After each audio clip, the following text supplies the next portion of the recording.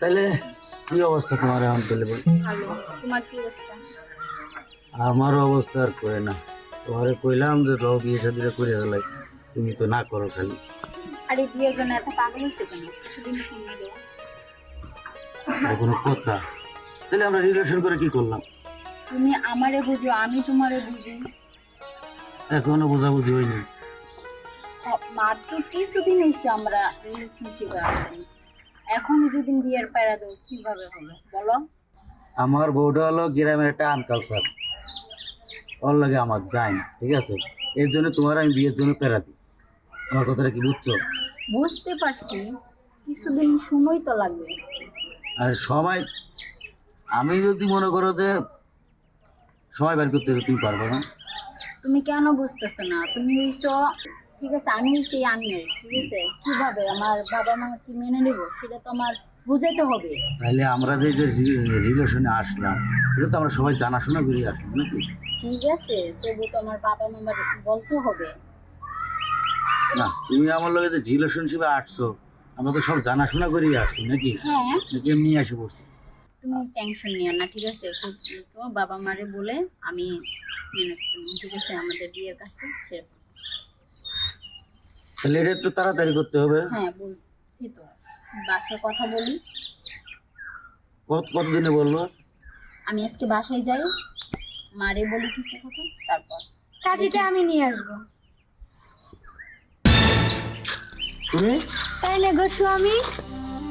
কাজীটা আমি নিয়ে আসবো। তুমি কোথা থেকে আসলো আবার পুলিশ? কেন আমাকে আপনার পছন্দ হয় না? হুম? এই 10টা বছর ধরে আমি আপনার সংসার করতেছি, শাড়ি কাপড় পরে গ্রামের খ্যাত একটা মাইয়া বইলা আপনি আমাকে পাত্তা দেন না। দেখেন, আপনার লাগে আমার লম্বা চুলগুলো কাটে আলাইছি, আপনার লাগে এই যে জিন্স গেঞ্জি পরছি। আমি কোন অংশে দেখতে শুনতে খারাপ যে আমার রিজেক্ট কইরা এরকম একটা ঢাকার মডার্ন মাইয়ার প্রেমে পড়ছেন? কেন পরকিয়া না করলে কি আপনি শান্তি পান না? তুমি তো জানো আমি তোমার পছন্দ করি না। এই পছন্দ করো না মানে? একটা স্ত্রী ঘরে রেখে অন্য এক বাইরের মেয়েকে নিয়ে পুষ্টি নষ্টি করবে, কি আমরা মেনে নিব? এখন স্যার আপনার কথা ঠিক আছে, কিন্তু আমি তো আমার ওয়াইফের লগে আমি তো রিলেশনশিপ নাই। তোমার ওয়াইফের লাগে তুমি রিলেশনশিপে নাই মানে? তোমার স্ত্রী, তুমি চাইলে তো তাকে ছেড়ে যেতে পারবে না। না, আমি তো এটা আমি ব্যবস্থা নিব বলছি।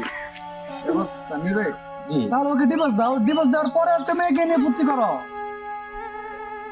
তুমি আমাকে ডিভোর্স দেওয়ার চিন্তা ভাবনা করছো? ঠিক, আসলে ভুলটা আমার।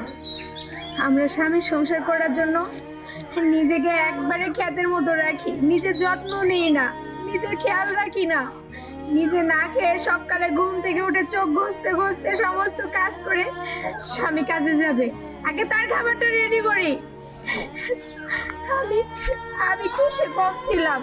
আমি তো আপনার সব আবদার পূরণ করতাম, 4 দেওয়ালের ভিতরেই থাকতাম, কখনো আবদার করি নাই যে আমাকে কোথাও ঘুরতে নিয়ে যাও, আমার সাথে 2টা ছবি তুলো, কোনোটাই তো কখনো করো নাই। আচ্ছা ম্যাডাম, আপনি কান্না থামান। এই শুনেন, এই যে আপনার স্ত্রী আপনার নামে থানায় গিয়ে আমাদের কাছে অভিযোগ করেছে আপনি নাকি আপনার স্ত্রীকে প্রতিদিন রাতে অত্যাচার করেন, টর্চার করেন, তাই আপনাকে আমরা গ্রেফতার করতে এসেছি। চলেন। স্যার, ওনাকে ছেড়ে দিন।